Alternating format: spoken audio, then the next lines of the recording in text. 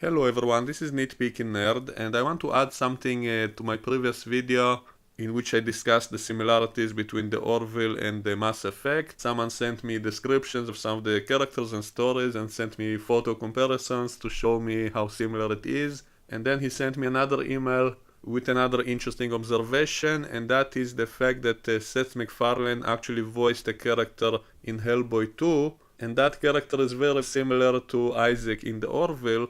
And so I want to analyze these similarities. First of all, the character in Hellboy 2 wasn't a robot, it was actually a gas creature that needs to be contained in a suit, but the suit does look kind of robotic, and he had that dome-like head, and he used his hands a lot to express himself whenever he was talking.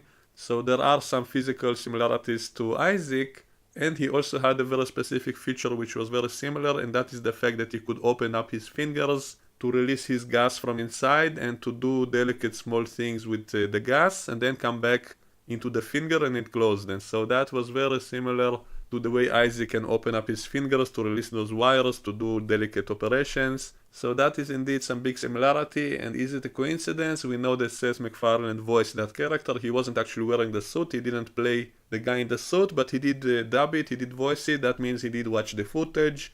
And so obviously he was familiar with that character, so maybe years later when he was making the Orville, maybe he did take some inspiration from the ideas of that character when he created Isaac, but maybe it wasn't even a conscious choice. Maybe he had it somewhere in the back of his mind, and he subconsciously used those same ideas when he was designing Isaac. And I think it's different enough that you can't really claim it's a ripoff or something. Like, it's not as if he copied some elaborate design by someone else. I think it's different enough, and general ideas like that of just opening up the fingers for a robot to do things, that's not an idea that I think can be copyrighted. Also, that idea was used in a lot of other science fiction.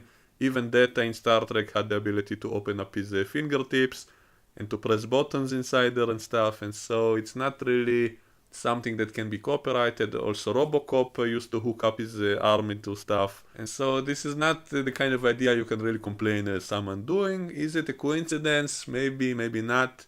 It's impossible to know. Maybe it's a subconscious resurfacing of the same ideas, and I think a lot of people who create things, they might base some of their ideas on stuff they saw before in movies, and that's okay in my opinion. Even James Cameron, I think I saw in one of the behind the scenes of Avatar, he admitted that he was inspired by a lot of movies that came before, that it was as if he put it all in a blender and then came out Avatar, which, by the way, is one of the complaints against Avatar, that it does feel very similar, very familiar with a lot of the same ideas that we saw in a lot of older movies. So maybe it's not a good idea to copy things too much, but taking some inspiration is okay in my opinion, especially if you improve on the same ideas. If you do kind of a remake of the same idea, but you improve it, you make it better, or funnier, then that's okay in my opinion, that's a good thing. And so that's what the Orville is doing a lot of times. It does borrow a lot of ideas, especially from Star Trek, but a lot of times it improves on them or makes them funnier, which is also kind of an improvement.